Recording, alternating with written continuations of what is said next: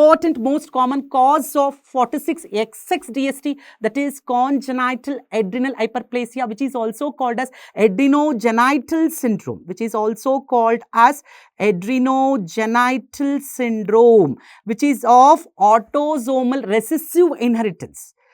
It is of what, doctor? Autosomal recessive inheritance. It is an inborn error of adrenal steroid metabolism. You should understand, doctor, CAH is due to inborn error of adrenal steroid metabolism. Means, if you want to understand about CAH, definitely you should know about steroid biosynthesis in the adrenal gland. And 3 enzyme deficiency I told you, 1 21 alpha, 11 beta, 3 beta HST. So 3 enzyme deficiencies which leads to CAH. One is 21 alpha hydroxylase deficiency. 21 alpha hydroxylase deficiency, then followed by 11 beta hydroxylase deficiency. Yes, then 3 beta HST. 3 beta HST. What is HST? Hydroxy steroid dehydrogenase. Hydroxy steroid dehydrogenase. Is it clear? And 90% is due to what, doctor? 21 alpha. And 5% is due to 11 beta. That's why most common enzyme deficiency leading to CAH is what, doctor? Most common enzyme deficiency leading to CAH is what? It is 21 alpha hydroxylase deficiency.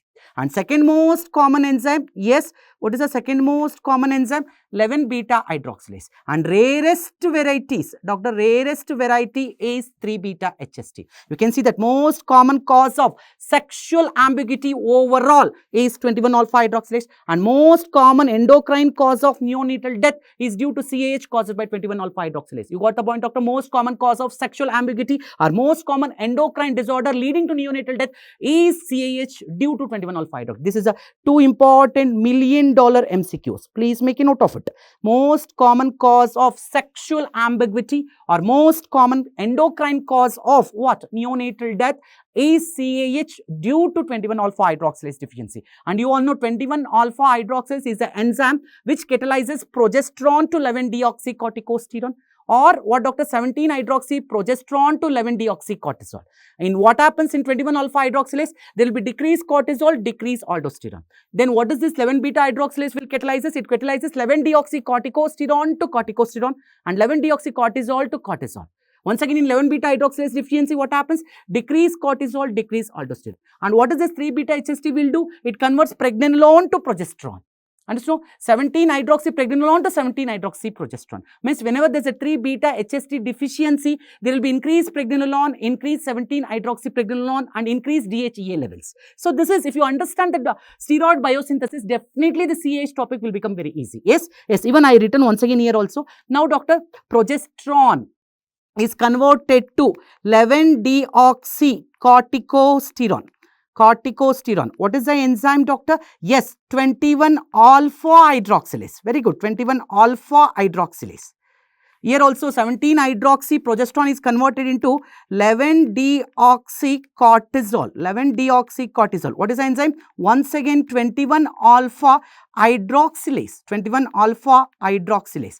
Now this 11-deoxycorticosterone is converted to corticosterone. Yes. Then 11-deoxycortisol is converted to cortisol. What is the enzyme, doctor? Yes, 11-beta hydroxylase. 11-beta hydroxylase. Now imagine this enzyme deficiency will be there. So there will be increased progesterone, increased 17-hydroxyprogesterone, increased deoxycorticosterone, increased deoxycortisol in 11-beta hydroxylase. Yes, yes. So if there is this enzyme deficiency, definitely there will be decreased aldosterone. Yes. And there will be decreased cortisol. Here also in 11-beta hydroxylase also there will be decreased aldosterone. Yes. And there will be decreased cortisol. This is steroid biosynthesis pathway. If you remember that pathway, very, very easy. Very, very easy. Now we look into that point. So in 21 alpha hydroxylase deficiency, there will be decreased cortisol. And you all know, doctor, cortisol normally physiologically has got negative feedback effect on ACTH. Whenever the cortisol level decreases, there will be increased ACTH levels. There will be increased ACTH levels, which causes bilateral adrenal hyperplasia. which causes bilateral adrenal hyperplasia. So, due to bilateral adrenal hyperplasia, there will be increased androgenic substrates or increased androgenic precursors like increased androstenedione, also increased testosterone levels. And you all know androstenedione is an androgen. Whenever there is an androgen, yes, in a excess karyotype, that leads to what, doctor? Virilization of what? Female offspring, which leads to 46XX DST. Whenever androgenic exposure to female fetus leads to what, doctor? Virilization of female offspring. So, that is 46XX DST. Understood, doctor? And also I told you in 21 alpha hydroxylase there will be increased levels of 17-hydroxyprogesterone. And what is another product which will be decreasing? Decreased aldosterone. Whenever decreased aldosterone, there will be salt depletion. Means there will be hypotension. Yes, there will be hyponatremia and hyperkalemia. Yes, these are all due to what, doctor? 21 alpha hydroxylase deficiency. Is it clear? Yes. Now come to 11 beta hydroxylase. Here also there will be decreased cortisol. Which increases ACTH, which leads to what, doctor? Bilateral adrenal hyperplasia. So, whenever there is a bilateral adrenal hyperplasia, so it leads to increased androgenic precursor or substrates. Take down, doctor, there is bilateral adrenal hyperplasia. Okay, doctor, whenever there is a bilateral adrenal hyperplasia, increased androgenic substrates or precursors like increased androstenedione or increased testosterone also. Which leads to virilization in what? Female offspring.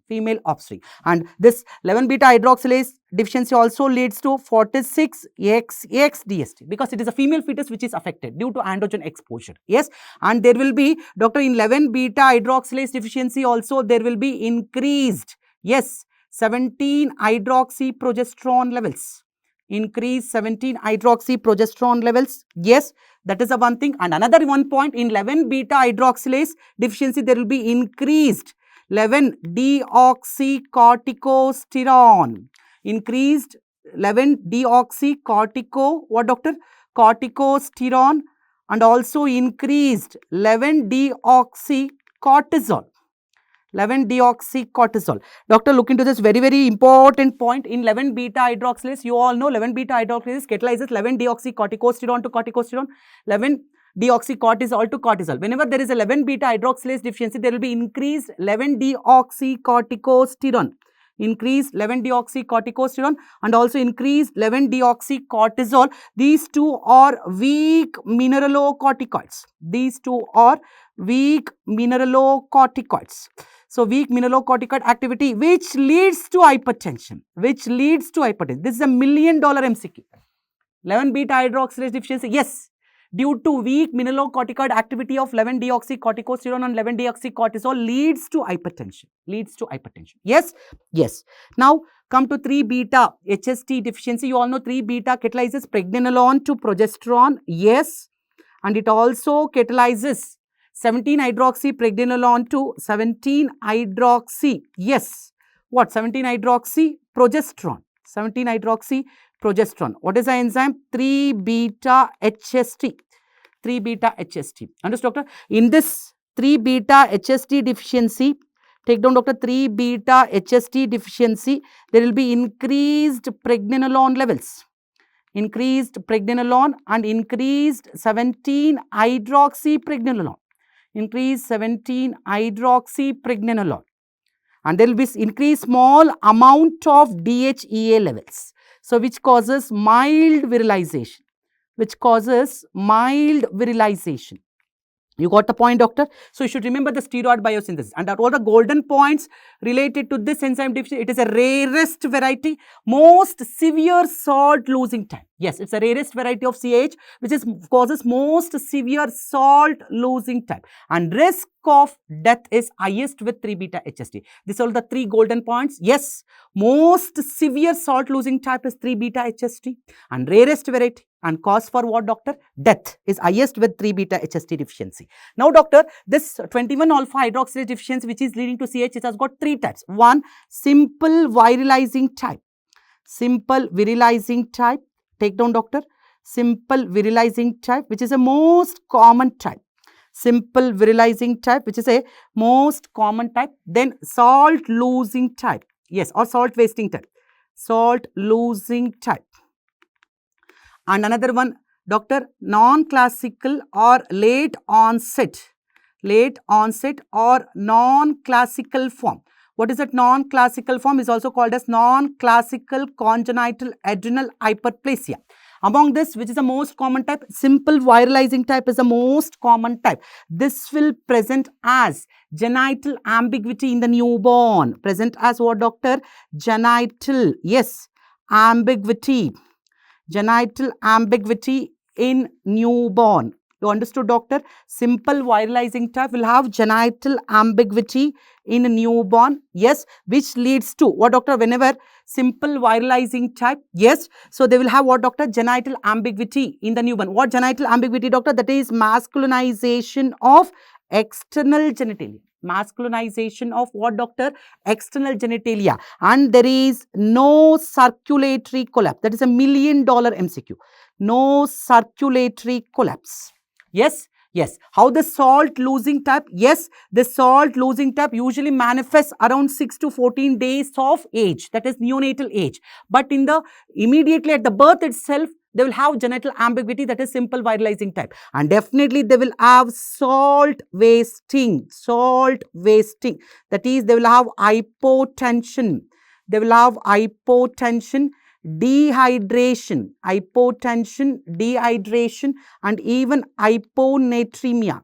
They will have salt wasting. You got the point, doctor? Yes. And doctor, virilization will be more severe in salt losing type. And come to the late onset or non-classical, they will always, another important here in late onset or non-classical, no genital ambiguity at birth. That is an important point. No genital ambiguity. Please make a note of it. No genital ambiguity at birth, usually manifests at puberty or after puberty due to androgen exposure. Doctor, manifests, take down, manifests at puberty, or after puberty,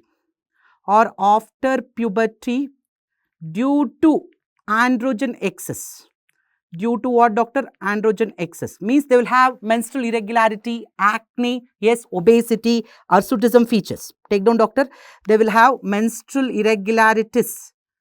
Please make a note of. They will have menstrual irregularities, yes, acne and obesity. And doctor, this non-classical form always mistaken for PCOS unless you look for virilization, because in non-classical form definitely virilization feature will be present, and in PCOS definitely virilization feature will be absent. Please make a note of mistaken for what, doctor? PCOS unless looked for what? Unless looked for virilization. And another important point, doctor, hirsutism is more marked in non-classical form. Please make a note of it. Hirsutism, very, very important point.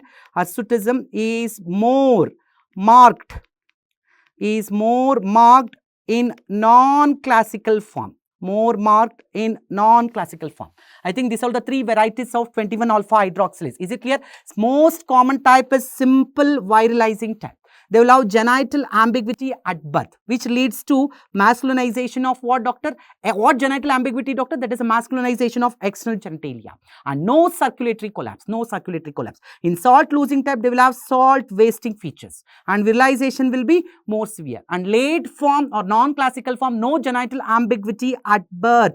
So manifests at puberty or after puberty due to androgen excess. What are all the manifestations? Menstrual irregularities, acne, obesity, hirsutism. And and hirsutism is more marked. Yes, and another important point, this non-classical form always confused with PCOS. That's why you should always look for the features of virilization. PCOS definitely won't have features of virilization, but non-classical form definitely will have features of virilization. And in non-classical form, hirsutism is more marked compared to PCOS. I think this is clear, doctor. This is clear.